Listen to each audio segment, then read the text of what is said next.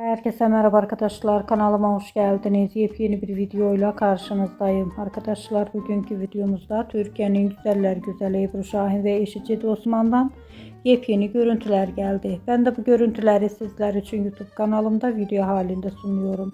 Umarım beğenirsiniz. Arkadaşlar, videomu beğendiyseniz kanalımı izlemeyi ve bildirim butonuna basmayı unutmayın. Şimdilik benden bu kadar olsun. Yeni videomuzda görüşmek üzere. Hoşça kalın.